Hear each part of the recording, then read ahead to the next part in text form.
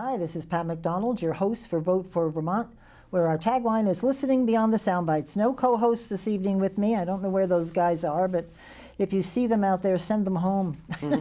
But I do have an excellent guest with me tonight, Michael Balowski, who is a reporter for True North Reports. Michael, welcome. Thank you repeat for having guests. You were on last year talking about the State House. And and I need to tell you, this is January 21st, 2019, because both of us, well, you said you weren't covering the governor's budget. Nope. But the governor gave his budget today, and I think what we'll do is have a special show just on that, because it was pretty interesting. Even the Speaker of the House and the Senate Pro Tem said they sort of liked it, if I read the reports correctly. But anyway, Michael, tell us a little bit about yourself. Well, I do want to mention I also write for the Hardwick Gazette part-time. I'm actually a contractor for everybody I write for, even though True North is my main deal. I write part-time for the Hardwick Gazette and also on occasion for the Montpelier Bridge. Right. And I grew up in upstate New York, went to college down at Seton Hall, New Jersey, met my then Korean girlfriend in New York City. We got married in South Korea. Nice. I lived there for 4 years. Came back to the States in 2013, and then it was the Hardwick Gazette that brought me to Vermont in 2014. Nice. And then I got involved with, at the time it was Vermont Watchdog, which very much became the precursor for the current True North. Very nice. So that's the whole thing in like 30 well, seconds. Well, but you told me before, you do a show once a month? True North TV has a show, Channel 17, once a month, the third Friday, 5:25. To about 6 o'clock. And it's me and our other writer, Lou Verricchio. He calls in, and we also have special guests. Sometimes they're in studio, sometimes they're not. And I used to have a show at Goddard College, a radio show, but we had different ideas about the direction of the show and parted ways. So. So probably the nicest way I can say it. I understand. So. But that's good. You got experience chatting. That's good. So what I thought we'd do was start with Act 46, since on this show we have been covering it like forever. And Heidi Sherman, she presented bills to pause Act 46. For those of you who may not know the number, this is the mandatory merging of schools, and we've had Barrytown, Berlin, Calais, and Lowell, which is interesting because Lowell wasn't asked to merge. The only thing they're worried about is the small school grants going to continue, which I understand That's they are. a big deal. Yeah, so talk a little bit about where we are with all of this, and do you think they're going to put the brakes on? Well, there were two bills presented, and they are both very similar. I think one of them is a 1 year pushing it back. As it stands now, the schools would have to be merged and functional by July 1st this year. And then it would be a year later, so that's 2020, July 1st. Right. And I think the other bill says like 1 year or the duration of the legal challenges, which would probably be better. And there's still two lawsuits pending, right? The one At least two. The one was not, I think, dismissed.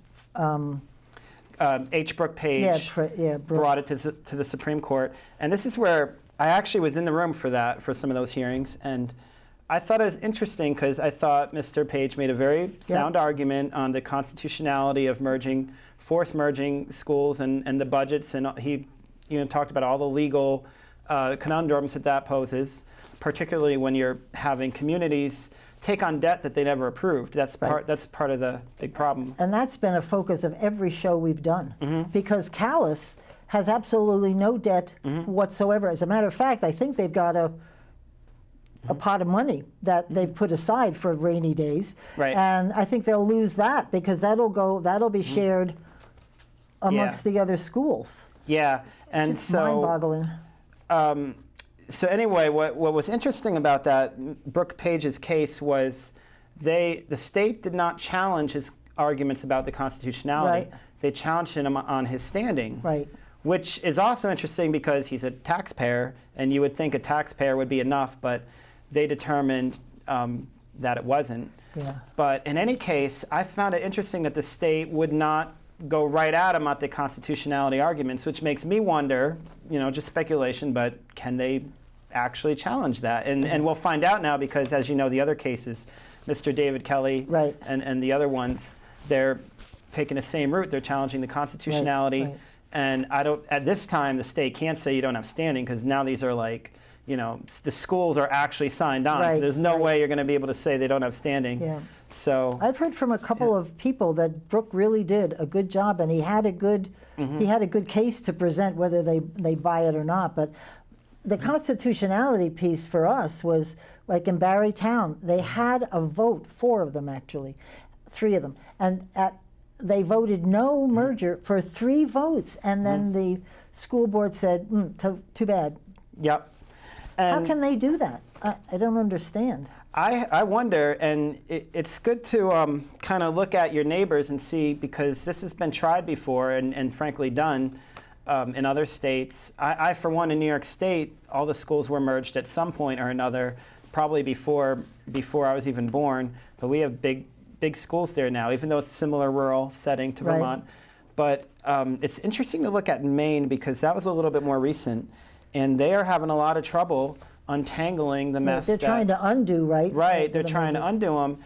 And I can only imagine that they're only allowed to undo them because there was some sort of legal challenge and they were able to get out. Or to the best that they can, because if you think about all that goes into a school budget, there's transportation, food, presumably books. There's so many computers now, I wonder, but there's all the materials that go with educating the students, and if you're merging them together, then you got to untangle it if you're not going to do it. So, well, speaking of that, this town meeting day,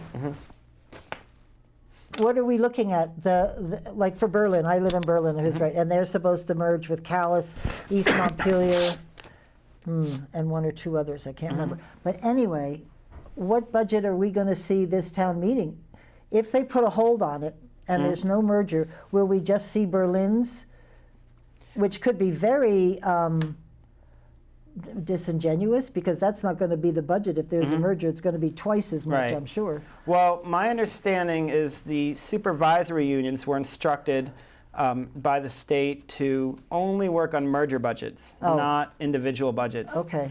Which is interesting because it makes you wonder, who does the supervisory union really work for, the state or the school boards? Because a lot of the school boards who are upset about all this still want to do their own budgets. And they see the writing on the wall, they see these 2 bills coming, they see all the lawsuits, and they're like, hey, wait a minute, maybe we don't have to do this after all. But at least until it gets to that point where one of these bills passes or one of these lawsuits processes through, there's still, at least according to the supervisory unions, being told, no, you're going to make the union budget.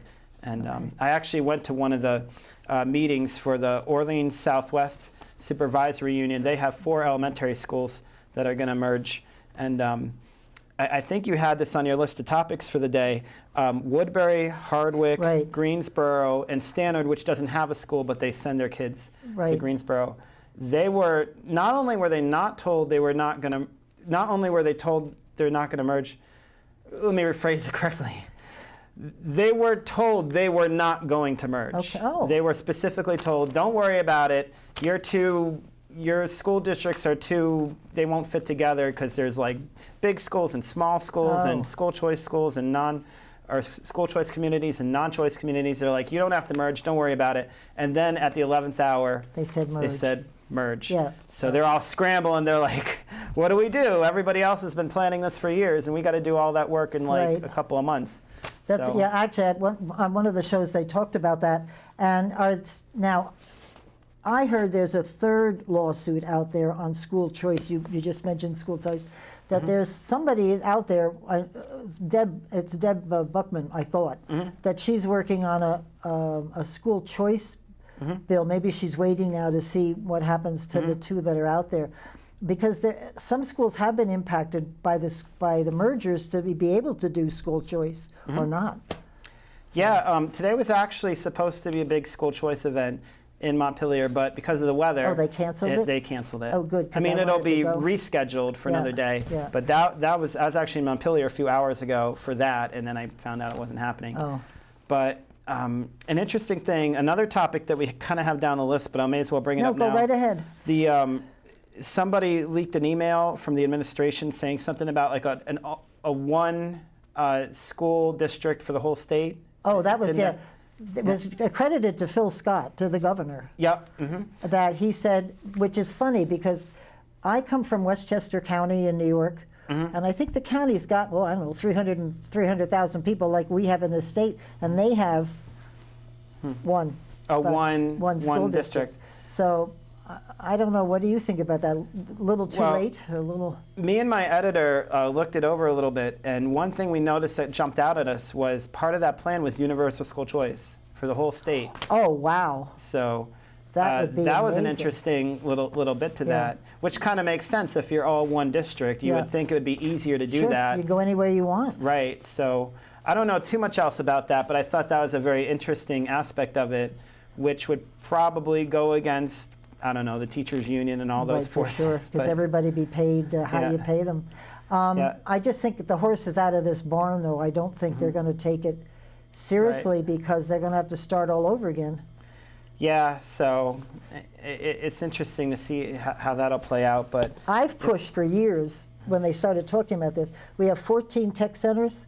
I'd like to see superintendencies built around the 14 tech centers so that the tech center is in the middle of a group of schools, and maybe that would encourage kids to go to the tech center and make them equal to the other schools, because I think our businesses need more people with technical expertise than maybe they do with a Bachelor of Science or whatever. Well, my wife and I just bought a home, and we're hiring all the contractors and plumbers and whatnot, and they all tell us the same thing. Well, for one, they're booked weeks on out. Yeah. And the ones that I have gotten in there, they all say pretty much the same thing, that they're in super high demand. Right. They're actually getting pretty good pay for their hours right now. Well, they make good money. They make pretty darn good money. And they're not getting a lot of apprentices and young people entering into that field. So because it's always had a bad rap here in Vermont. It's like where you send the kids that don't do well or have get along problems. But in reality, it's only 2 years. It's half the price of college, and you can make $50,000, $60,000, $70,000 walking out of school. Like it. It's unbelievable. I think it's like two-thirds for all the material we buy. If we do the labor, if we pay for the labor to get it installed, it's 2/3 of the cost is labor. It's pretty good. That's pretty good great. pay. Yeah, no, it's great, and you don't have the somebody I know just last week paid off his college loan, and he's been paying it for years and trying to have an apartment, trying to have a life, and you've got this mandatory payment every month that kill you. Yeah, I'm still paying mine. So there you go. So anyway, so what else before we move on? What else in this whole Act 46 thing? Is there something we should chat about? How do you think the delay will go? Do you think they'll do it? Well, I was at the meeting for the Orleans Southwest one, the one with Greensboro and Hardwick and so forth, and Representative Chip Triano was there, Joseph Chip Triano. Right. He said, somebody asked him, how's it going at the State House? Because they're all wondering, what do we do? We're all scrambling here. And his sentiment was that this is probably happening. Right. The bills to put it on delay. I won't name names, but I know 2 legislators who signed off on this bill and told their constituents, don't worry, we're good. Nothing will happen. And, oh, wait, their taxes are going up, and it's a disaster. And now they're really getting pushback. So they're sort of hoping that that slows down a little bit. And I remember, again, same meeting for the Orleans Southwest. It was a budget meeting, and they have right away, their estimates on the tax rate, and it was not an improvement. No. I mean, it wasn't all going up, it wasn't all going down. They have different tax rates for each community. Oh, yeah, right. But it was like, I would say, regular year over year, like business as usual in that regard. Wasn't really any savings at all. Well, ours in Berlin was calculated at 7 cents more. That's a lot of more. Yeah. And I think when people hear this at town meeting, it's going to be ugly. Oh. I'm not missing that. Well, I'm a homeowner now, so I get to enjoy exactly, the property all taxes. That stuff. So let's talk carbon tax. Have you been you had a headline here, and I think it's carbon regulation sneaking in under the radar in Vermont. What are they up to? They call it every name but carbon tax, right? Yeah, well, everybody talks about the carbon tax, which is good because that's important. Yep. That's the obvious one. Most people probably know what that means without having to explain it all.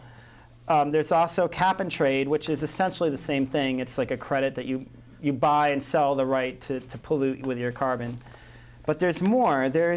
They call them non-pricing regulation, which just means it's not a tax, but it's like a green energy mandate. They call them the renewable energy portfolios. This is actually implemented in Vermont. I think it went in like 2 years ago. I'm not sure if it's merely a policy outline or goal or if it's actual statute. But in any case, the state, our utilities are following it. I know they are. And they have to get more and more renewable energy use every like 5 or 10 years. There's like different checkpoints around the way. And I think the goal is to get 90% renewable by 2050. This is like transportation and electric power. And in a way, it's almost like stronger than a tax because it's just like you're doing it, you know? It's like... Where have we heard that before, Act 46? Right. So... They're getting pretty powerful, this state of ours. And now they're doing, we all know Act 250, right? The zoning, right? So now they're saying to get an Act 250 permit, you're going to have to be, green energy compliant. The governor talked a lot about that in his budget today, and he also clearly said he's against carbon tax. So, but I don't think he's against cap and trade. Well, which is kind of the same thing. Yeah, maybe he likes the, but he said definitely in front of everybody that he would veto or he just said he didn't like it, which I'm assuming he meant he's veto it. Well, I interviewed a James Taylor, Senior Fellow for Energy Environment at the Heartland Institute, and I asked him, I said, the carbon tax is unpopular. You got the riots and protests in Europe and Paris. And in Washington State, they yet again voted down the carbon tax. So, but what about these green energy mandates? And he said it could, he said exact words, it could be even more insidious than a carbon tax if that's even possible. Because it's basically the same net result. You're shifting our economy, our energy production, or transportation from more affordable means to less affordable means. So electric cars and wind power and solar power continue to be exponentially more expensive than their carbon counterparts. I mean, the last I heard, I haven't checked the latest numbers, but as of last year, it was still 9, 10, 11 cents per kilowatt hour for wind or solar industrial scale. That's after the 30% federal tax credit. Oh, wow. And then natural gas, and on the carbon type energies are still in the realm of 3, 4, 5 cents per kilowatt hour. So you're talking a big gap. And that, again, that's with the subsidy. So, and same thing with electric cars. At the low end in electric cars, they're like $30,000. Really? Yeah, for the. It's still my heart. And they have the rebates, but again, it's a subsidy, and it's not free money. It's federal money. So they're not. I mean, the carbon tax.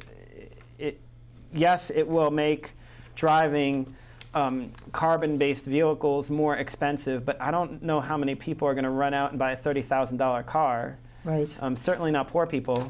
So it does seem. Well, and I don't think it fits in with a rural area. I mean, I know people that work here in Montpelier from the state. A lot of them come from the Hardwick area, and that's quite a haul every day if you've got to watch your carbon footprint and pay for fuel and all that stuff. That's big commitment. Transportation, they showed a little pie graph the other day at the State House in one of their carbon tax presentations. I was going to ask you, I saw that, I was going to raise my hand and ask. Yeah. We're like the biggest or something, or how does that work? Well, Vermont is like the smallest carbon outputter in the nation, but transportation is the biggest piece of the pie. Of our pie. Of our pie, sorry, of our pie. Because the way he presented, because he had the world, or the nation, I guess, and there was this little orange thing, and then we had our orange thing, and it was twice as big, but they were just doing it on our population and stuff, so of course we're bigger. Oh, okay. because I was sitting next to somebody and I'm like, what is this about? How can we be that out of sync with the rest of the Right. country? Well, yeah, it's rural, so transportation's a big thing. Yeah. But what I found interesting was the gist of, if you look at some of the other headlines on that presentation from Montpelier the other day, it was that the carbon tax will not hurt the economy, or it might even be good for the economy. When I say carbon tax, they were talking about the tax and also the non-tax, like the green energy mandates, Right, and the subsidies for electric vehicles and whatnot. But my feeling was they're saying that we're going to get all this money and all these savings by making the environment better, and our health is like going to get better. And I'm thinking, like, and at one point I think somebody asked, this is Vermont. It's a small state. Right. There's 7 billion something people in the world. Is what Vermont does going to make any difference? Right.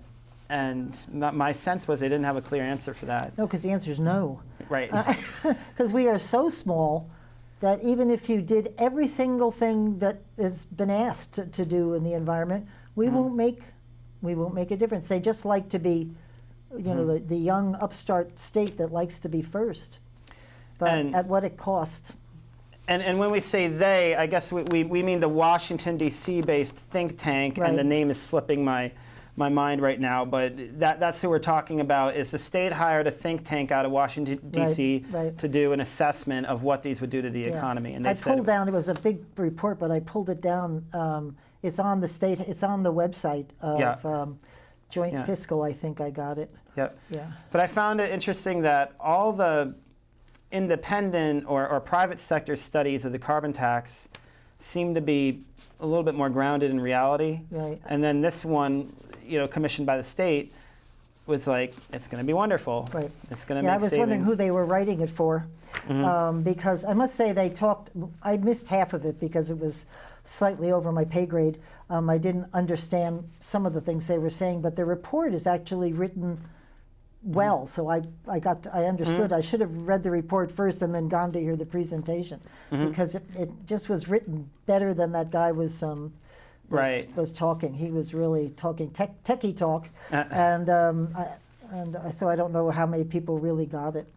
But it sounded to me like one of the charts or graphs they put up, it showed all the costs that everybody was going to pay. Right. They're looking at all these different plans and saying it's going to cost various households this much money. And then there was another line above it that's like all the money that we're going to get from being healthier. And, I guess there's going to be less hurricanes and wet snowstorms or whatever. It's just the answer to climate change. Right. Yeah. And that's all presumptions based on, Yeah. Well, there was a group of people, they called them the yellow vested. I went to the State House to go see as my reporter hat. And there were only a very few people, but it was so cold, I didn't know that they had let a lot of people in the State House. They were up in the cafeteria. Yep, I was there. So there was about 50 people there, which much more than what it looked like outside. So I just kind of kept driving. An interesting part about this, there were a lot of speakers there, and they gave their spiel about a lot of the points that we just made. One of them was Rob Roper, president of the Ethan Allen Institute. He was one of many speakers that day. He pointed out that we have a lot of members of our state legislature that are directly out of the, for lack of a better phrase, green energy industry. SunCommon. Oh. We have, I actually wrote them down, Mike McCarthy of St. Albans, Becca White of Hartford, and Carrie Dolan of Waitsfield. Two of those are from SunCommon, and I think the last one, Carrie, is with VPIRG. They actually shouldn't be voting. You would think on stuff like this, right? Because that would be a conflict of interest. Yep. So in any case, they're all involved in that realm of SunCommon and VPIRG. But yeah, you have to wonder if you're voting on like a carbon tax or something related to green energy, which they're obviously going to be doing. Right. If it directly impacts your job, you really should. I knew somebody in the Senate who was so faithful at that. I give him a lot of credit. He bow out of it everything because he worked for one of the utilities, and he would always stand up and go, I'm out. And a lot of people say, I've probably said it a few times myself, they'll never do a carbon tax, so they'll never do half of this stuff. It's politically suicide. Be careful what you say. Right. But then it was actually Mr. Rob Roper said to me once, I actually asked him that exact question. I'm like, aren't these things like politically impossible? You know, isn't that like the third rail of politics? And he said to me, this is like about a half a year ago, he said, remember guns? Remember how that was the third rail of politics? Right. He said, and I think this makes perfect sense, everybody will hold their head low and say they're against it or say they're not going to do it this year. And once they get the numbers, once the numbers are there, everybody all at once just kind of like comes out of the woodworks like, oh, I'm for it. Yeah, right. So that's kind of what happened last year with guns, is if you talk to any politicians any given year, they would say, you know, even the ones that were, you know, in that realm of the left and whatnot, right. A lot of them would kind of poo-poo it and say, well, we don't go there, whatever. But they were all showed up to vote when it came time for action. And they got reelected. So therein lies the, you know. The lesson, right. They might say, well, now we can vote in a carbon tax or one of these things. Yeah. But I have a feeling they're going to, this is just my instinct, but they're going to void away from the direct pricing on carbon because they know, even with the clear majority in the State House, they know that's a pretty dangerous one to step on. But they're going to push the Act 250 stuff. Right. They're going to continue to push the renewable energy portfolio because it's like, it's one method or another, but the net result is going to be shifting in that direction. And less people, I think people are less privy, the public is less privy to opposition to those things. You know, we've had any business we've had on this show, when we start talking about regulations and Act 250 and stuff, they all say, all we want is some consistency. We want to look at it and figure out how much, when we go through the process, it's going to cost us. It's quick, they keep moving this and moving that, and it's so complicated for businesses that I don't even know that they care how much, although they probably do, but they just want to know, just tell us what it is, period. Do some consistency. And now they have to wonder about minimum wage and paid family leave. Well, we have a paid leave story on the list. We have a paid leave thing you did. And I didn't read this story, but I should have. It says Governor Scott teams with New Hampshire Governor Chris Sununu for paid leave program. And it's a voluntary, and of course our legislature already said poo-poo. Yep, that's the gist of it right there. So Scott's plan and Sununu's plan, it's a joint venture, and it's voluntary, but not for everybody. There are, between the two states, over 18,000 state employees who will be expected to join this right off the bat.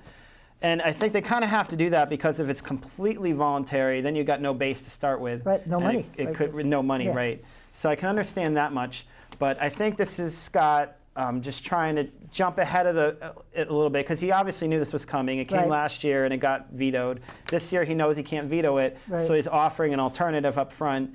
And as you just mentioned, the majority in the State House is already, I think they had a press conference the other day. Yeah, Mitzi had one and said, universal. Yep. Right. They want it mandatory, and they want it to be Vermont's plan. And I mean, for me, well, I guess I'm a contract worker, so I don't know where we fall into all this. It'll be interesting to find that out as well. But I just know you would qualify for that. Doesn't matter under what scenario you get paid. If you're a work, don't you? Well, maybe not, because you're not an hourly worker, are you? No. Oh. But I wouldn't be surprised if they found some way to scoop us in.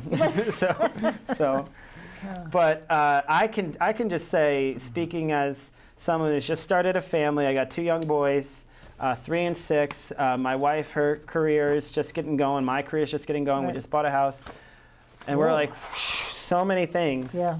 You know, to think about. So every time you add something that we have to pay into, it's like, I'm like, no, I don't. I mean, this is me speaking personally. I know for some people might want to be a part of something like that, and it'll work for them. Yeah. But speaking for myself, I'm the type that just wants to hold my money. And if I want to take a long break, we'll talk to our employers and plan for it. But I don't want to have to just automatically pay into something that I might never use, or I might use it sporadically. Or try being retired with a fixed income. So every year you plan your budget. Yeah, and then in the State House. Bam. Then you have to decide, well, do you want to go here or do you want to pay that? It's pretty sad. It's kind of like the health insurance. Mr. President Trump got rid of the mandate. Right. Well, I guess officially he didn't, but he got rid of the IRS penalty, which is essentially the mandate. Right. So I opted out this year. Oh, did you? I'm Good for you. Pretty So proud about it. You just have to pay the... When I go to see a doctor. Yeah. Yep. And people are so scared about that. It's very affordable if you know what you're doing. My understanding, and I'm not perfectly well versed in all this, but my understanding, my dad's a doctor. What's called the Hippocratic Oath. Hippocratic Oath, right? It's still a thing. If you go to a hospital or healthcare center that takes public money, and almost all of them do, if you say, I only have this much money and I need such and such done, will you work with me? They have to. Right, they have to. And I've used it very, very well to my advantage. A few years ago, it was like over $2,000 or $3,000 worth of dental work done for like $200. Oh, wow. No dental insurance involved. We'll have to talk after the show. Right. I mean, but people are scared because they've been constantly given this message that if you don't have health insurance, you're somehow be, raked over the coals. Right, and that's really not true. And when I had the health insurance, I mean, I'm a younger person. Doesn't mean I never have an accident, but for the most part, we were just paying into it, not getting anything back. And I understand it's not like that for everyone, but it's just anyway. But I think it relates to this whole discussion on paid leave because it's the same concept. Yep. You're asking people to automatically pay into it, and there's also the scenario of, let's say you've got all this paid leave and you get to the end of the year and it expires. So now you're just going to take it whether you're sick or not. Right. And that's not. And are you accruing vacation during those 12 weeks or whatever it is? Because that's the part that used to, as an employer, people would, like a woman being pregnant would go home, and if she got paid, she would come back for like a day and then take vacation. Meanwhile, I've been paying for somebody to come in and do her work. Mm-hmm. So that's so it's like, whoa, where are you going? Oh, I'm going on vacation. Mm-hmm. And off she go. And those 12 weeks calculated into her vacation, and it's just more money. Or they leave. That's the part I loved. They come in for a day and go, I'm out of here, I want to stay home. Yeah. But you can't help that. And I don't know about the plan that was proposed at the press conference with Mitzi Johnson, but I know last year the paid family leave plan was employee funded, right. And it's almost an arbitrary point because if the employer is paying it, that means it's just money you're not getting. Right. So it's almost, but still, I just thought that was interesting that this progressive policy is taking money out of the worker's pocket. Yeah, no, somebody's paying for it somewhere. Right. And I love her dearly. I have a cousin who's just had a baby, and 12 weeks is good for the mom and the baby, but that's a long time out of work. When she told me, I went 12 weeks thinking with my employer hat on. That's a long When we lived in Korea and had our first son, we got, well, I didn't get any time off, but I mean, we're not both going to get time off. That's fine. But my wife got some time off. It wasn't, I don't know. I can't remember how long it was, but I want to say it wasn't that long. Yeah, no, 12 weeks. And I'm thankful for her, and I'm grateful that she's got it and has a job waiting for her when she comes back and all that stuff. But it's just, wow. It's starting to come back to me. It was like 2 or 3 weeks. Oh, yeah. Something like that. And it's all about bonding and all that stuff, which is very good. But anyway, so that'll go through, right? What about that's the pay? What about the minimum wage? I didn't even write that down, but that's coming around, right? Yeah, I can still speak to that. Minimum wage. I mean, I remember the committee discussions last year. I sat in. Even the state expert. I don't know if he's still there this year, but the state economist said, Jeff Carr. That was probably him. Yeah, he's here. He said, looking at Washington State, I think it was Seattle, did it. Once you get above $12 or $13 an hour, it starts to become regressive. And what he means by that is people start getting more laid off or hours cut. So maybe there's some room to go up a little bit, but really you should be letting the businesses do that. Oh, what? That's a shock. Right. Yeah, don't let the businesses decide.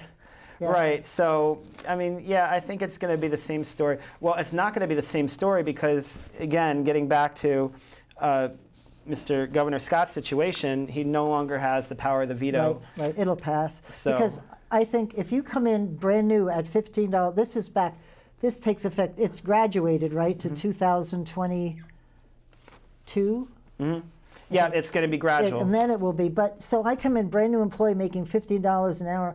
I'm sitting next to somebody who's been there 3 years, and that person's making $15 So they're going to want to go up to he's going to have to raise that person up and everybody else. So it's going to be up the ladder and cost the employer way more than $15 an hour for the new person. Otherwise, he's going to have a morale problem. And one statistic I remember from those stories, something like, well, I can't remember the exact number, but the clear majority of Vermont businesses are small businesses. Yeah, right. I want to throw a percentage on it and be wrong, but the clear majority are like 20 people or less.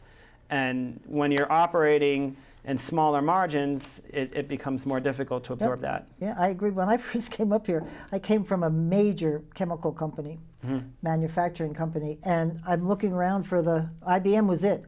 After that, everything was, there's a big jump to like 1,500, and then there's a bigger jump down to a couple of hundred. It's really an interesting, it's all small business here. They're your neighbors, your friends, your coaches from the team. And we're dumping on them. Okay, what we should talk about, and I didn't hear Governor Scott talk about the opioid crisis. There was an article that you wrote and it said, despite positive reports on opiate treatments, 20,000 still untreated. So they haven't even come forward, or right? Just how as do you we said know it. There's 20,000 out there? Just that's a good question. yeah, because how do you know if they haven't raised their hand? But I suspect. But we'll go with it. Right. It would be interesting to find out how they determine that number. But I wouldn't doubt it. Whether it's more or less, who knows? But it wouldn't surprise me. So these are people not coming asking for help. Basically, they're people who are complacent in their lifestyle, and they're okay with it, and they're probably living a risky, all the overdoses going on. Yeah, and everybody's walking around with Narcan, so that they can help anybody they run across that's overdosed. Well, I made a note somewhere in my mess of notes that a personal story. I called an old friend over Christmas to check up on him, and he was friends with my roommate this is like just after I got out of college, before I moved to Korea. And he's like, oh yeah, that guy, rest in peace. And I'm like, what? And I'm like, oh wow. Story short, he overdosed. He overdosed. And so that was tough. And that's not the first of, I've never had a close friend overdose. I'd had people who, he was my roommate, so he was a close friend at one point. But no immediate, like somebody who I've been hanging out with every day suddenly passed away. But I've had like a half a dozen, kids from high school. You hear about it on Facebook. And it's got nothing to do with social standing, with money. Right. It's everywhere. It seems to be something that transpires all that. Yep. And I guess I commend, what the money they're spending on it. Maybe we need to spend more. I don't know. But it's this report that I did, despite positive report on opiate treatments, 20,000 still untreated. So they're doing what's called a hub and spoke model. Yes, and that's getting a lot of attention, right? Yep. So this story is about New Hampshire is going to try to imitate that. Oh, nice. But as the name implies, there's like a centralized intake center, and then once they get your initial treatment, diagnosis, et cetera, then they send you out to like a local doctor or somebody who will keep tabs on you until you're all the way better and can re-enter society, your family, your jobs, and whatnot. And apparently it's working to some extent, because when I first started covering this story in 2014, what I was hearing was that you would go to get your initial service and you would be put on a list. And you'd be told, we'll get to you. Right? We'll get to you when we get to you. Never mind if you get stressed out, hang up the phone and go take, heroin or something. Well, we have the I can't say this word, I apologize. Buprenorphine. Yeah. I know what you're talking about. We had that here in Berlin, a place where people could go and get the substitute, the fake drugs. And there was a big discussion in town about should we have it. And I had people coming up to me, the parents of these kids, doctors, lawyers, Indian chiefs, whatever the expression. These people were prominent people in the community, and they had kids that we're stuck in this cycle, and Right. I never shared it with anybody. I mean, I never said, oh, you know, so-and-so's son. But I was shocked because it is everybody everywhere. Right. So I guess when you get a serious injury and you get these prescription drugs, it's just Yeah. be careful. Yeah, right. you Well, know? I think the doctors have finally They're getting figured clamped out. down They on. finally figured out that they were initially part of the problem. I don't Right. think they do that now. And I think starting a year ago, or maybe I think it was last year, yeah, there's new rules now. You can't just hand them out. You got to. No, you have to have a hard prescription every month. I was on, I can't remember, an opiate derivative. And so every 30 days, I'd have to go to the doctor's office And get, like, and a get re- a written a re-up. And he Yeah. was supposed to look at you and see if you're okay. Right. And I thought it was an annoyance to me, but I thought it's a good idea. You Yeah. know, so that they could stop it if it was I was getting carried away. Yeah. I'm so not that's a on tough it one. anymore, so don't. It was only for 6 months. All right, so let's go. You got so much going on here. This one was very interesting. One of your articles, and I don't. You had hate crime reports up, but not all report equal crimes. That one floored me. I didn't understand the heading. Well, I think this article was a difficult one to write because there's not a lot of hard information to go on. Hate crimes are reported. You know, so and so wrote. You know, Jews are whatever, or something about some minority on the side of a barn or in a college dorm door, something like that. And most of the time, you never find out who did it. Oh, great. They're mostly go unsolved crimes. And the reason that's really tricky is because, at least in many cases, I don't know if it's the majority or the minority, but in some significant percentage of them are not. I made a good note for this one. There's a phrase when you're trying to solve a crime, you don't know who did it. There's a Latin phrase called Queblono or something. It translates to who benefits. Now, if you think about it from a net impact type perspective, if you're a group that's like an activist group and you're trying to gain attention for a cause, even though initially nobody wants to find a horrible message written on their door or get like a threatening note in the mail, you ultimately you get headlines, you get news media attention. Everybody assumes it to be true. Right. And hardly anybody questions it. And probably, you know, most of them are actually true. But I have highlighted in this report, if you click on the article, which is, you know, just the way you read it, hate crimes reports up, not all reports equal crimes, published December 28th. There are links to other articles that list many cases around the country, dozens and dozens of them, where they find out that the perpetrator was actually the alleged victim.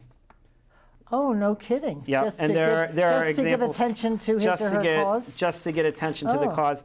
And I don't know that this has happened in Vermont. I'm not alleging that any particular case was or wasn't. Yeah. I just think it's interesting to note that for the most part, these remain unsolved, and they're almost always assumed to be what they're seen.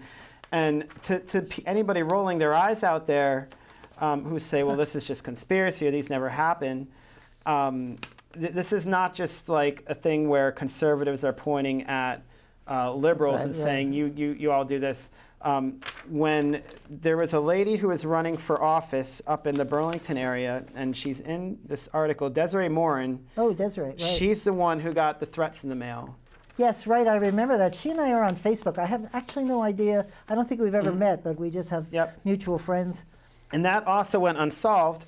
And interestingly enough, most of her critics were immediately accused her of faking it. Right, wow. So for people to say, well, this is just like a right-wing conspiracy, right. It goes both ways. As soon as those letters came out, and I actually have one of them right here in the article. Yes. This is a Twitter post saying, so Desiree Morin, who is running for House, has been threatened with rape and murder by socialists. This is insane. Okay, so this one is actually believing her. Yeah. But Well, she was very active on Facebook. I give her credit for calling it out right there. But I swear I must live in a bubble, and I apologize. Yep. Is this like mostly in bigger communities like Burlington? Because honestly, I've been here for 22 years, and I must be, maybe I'm not They paying are pretty attention. rare overall. There was 30-something in Vermont last year. Yeah, because we were pretty high on the hate crimes list, but that's also a percentage of population, and our population's so small it skews the numbers. And I want to correct myself. I said I was looking at a tweet where the tweeter supported Desiree Moore, and that's true, but at the bottom is another person commenting, and this person doubts it and says, I hope you wore gloves when you made this fake letter. So that is on there. People are so angry, I don't know what's up. But they really are. And this one too, I mean, until it's solved, it is alleged. Even Desiree Moore's case. I mean, that's the reality of an unsolved crime. You're assumed innocent until proven guilty. Right. Isn't that the way it used to be anyway? Right.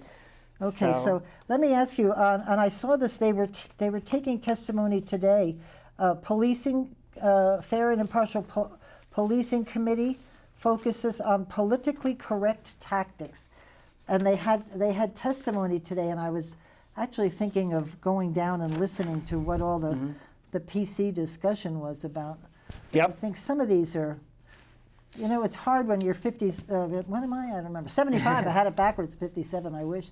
75. I mean, you've been taught certain things all your life, and it's hard to change. Yeah, the police have a tough deal now because they have to. Well, one of the officers shared a story at the meeting.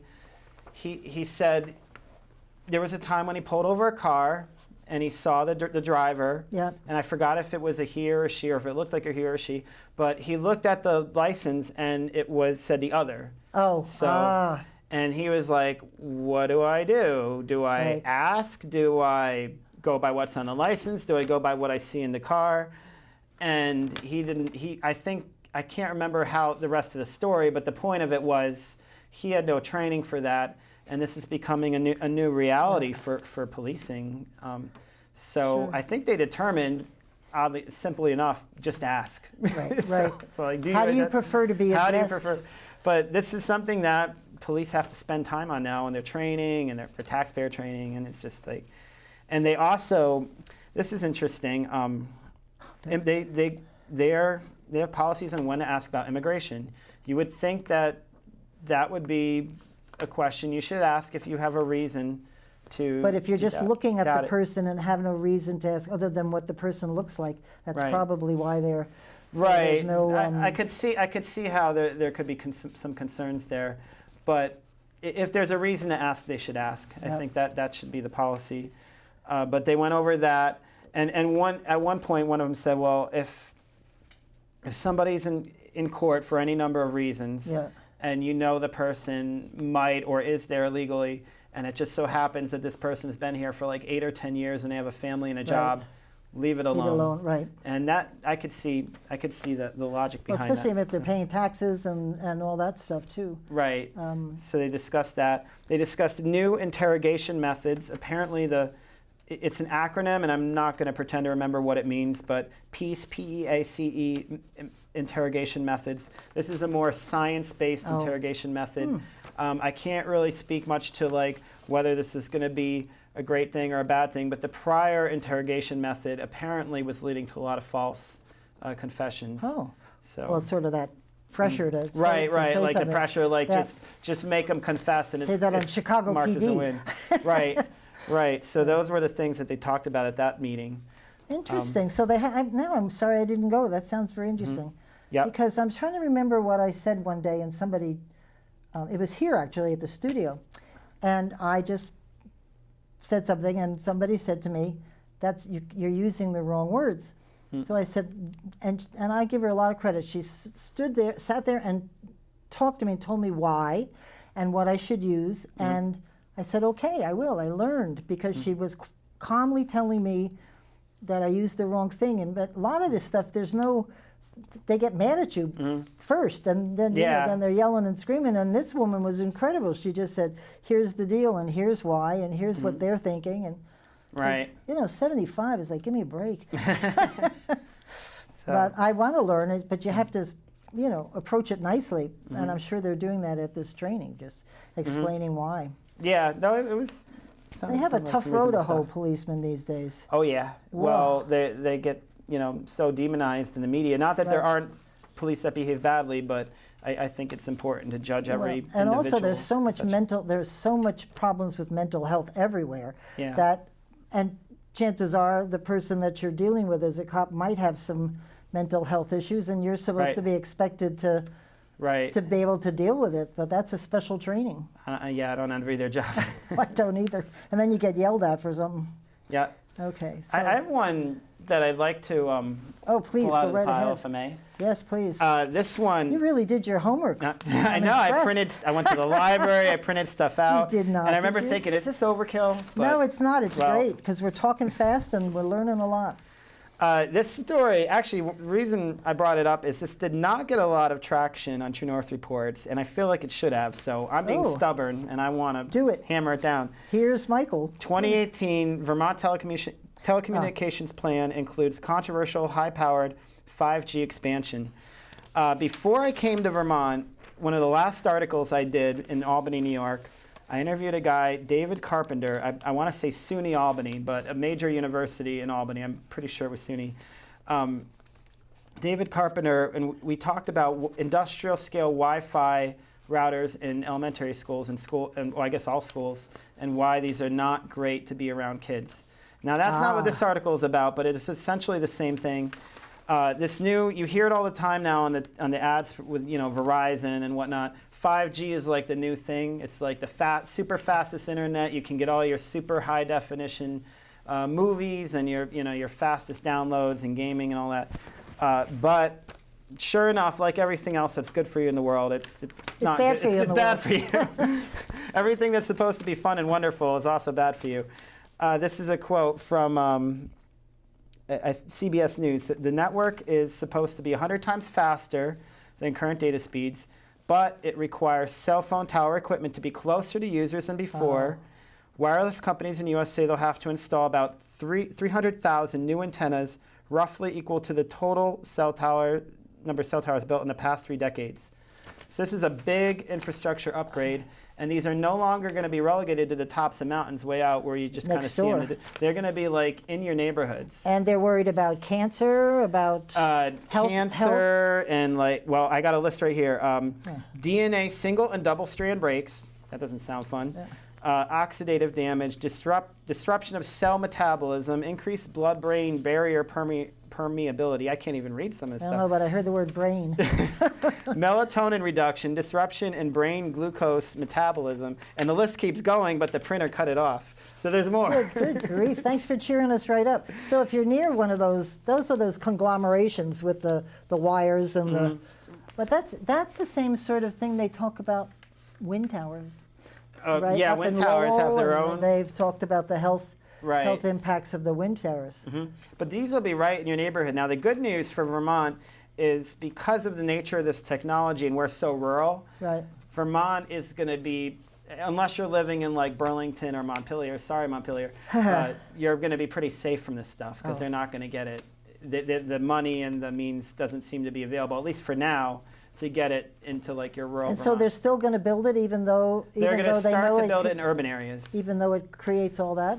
Well, yeah, apparently. Is all those illnesses worth the risk, I guess? They think it's so fabulous. So this guy, like to pick out a quote from Mr. Carpenter, he said, "This is really unacceptable to roll this out without any understanding by the FCC and the state agencies that are pushing this of our health concerns. They just deny them all. We're going to be in a situation like we were with lots of chemical contaminants in the past. You roll the stuff out, it's there, and it's very difficult to put the genie back in the bottle." And he continues to go on from there. That's staggering, to tell you the truth. Yeah. I mean, like with cigarettes, they knew it was habit forming. They said no. With the wind towers, nope. They denied it all, and it's turned out to be true. Right, and now they finally kind of stopped building them in Vermont. Right. But we haven't built these yet in Vermont, and if people become aware of it, that's why I was kind of disappointed when I wrote this story, and then my editor was like, because we always talk about which gets the most reads, the most comments. This had like 2 or 3 comments on it. not a lot of reads. And I'm like, no, this is like an important one. And You should have that. You could die. But right. But you know what? You can't see it. It's not like, if you step into traffic, you know that a car is coming, and it's like an apparent threat. Well, it also doesn't happen overnight. I'm sure doesn't it's happen a overnight. 20-year thing that you're exposed to this. Right, and if you get cancer 20 years later, are you really going to sit there in the hospital bed and say, that 5G did it to me? Yeah, exactly. Yeah, but so wow. It's going to be, anyway, I thought this was an important one because it's so subtle and so, no pun intended, under the radar. Yes, right. So very interesting. Okay, we need to talk about something that's very important to us, and it's about the FCC policy shift that may shake up public access. And Ben, Eric and I did a 3-minute PSA to have our congressional delegation vote against this movement. And I'm glad you guys covered it, because I don't think people are talking about it enough. Right, because this actually would impact here, right? Yeah, for sure. Yeah, and I'd be not doing my show anymore. Right. So in September, the FCC issued, I'm just reading from the article, it issued a proposal that would allow cable operators to charge fees for infrastructure improvements that until now had been done, well, for free, services for the communities in which they operate. So if they if the cable companies improved something, they were, have to pay. it was just for Or free. maybe they charge to, I don't know, maybe. So they're not doing away with the funding? They're not doing away with the funding, but they could take money out of the funding. Well. That was my understanding from reading this. So we don't like that, because people that live in rural areas, where do they get? They don't jump out of the house and ride X miles to the select board, to the any of the stuff that happens in town. You rely on cable TV to public access. I watch Montpelier all the time, and I watch Berlin just to know what's going on. And so how else do you do that? And then we've got great shows like ours that bring information, and they'd be gone. Because corporate media, as we've probably discussed many times here, it kind of brushes over a lot of the topics that, or outright distorts them in some cases. If you were watching a report on carbon taxes or any of these topics on CNN or any of those big stations, you might get a very different perspective, if you want to call it that. I think it, This is local and true. Right. Michael, I think we only got a few seconds left, so I just want to thank you very much. Okay. Is there anything that you could say in 39 seconds to read True North? Report North? Read True North reports. Watch your local public access shows, and just be, deconstruct your information and be well, that's critical. why we say listening beyond the sound bites, because you just hear these sound bites like everything's free. Sometimes it's good to know what's behind those words. Thank you very much for coming on. Thank you very much. Thanks for tuning in. We'll see you next week, and in the meantime, keep listening beyond the sound bites.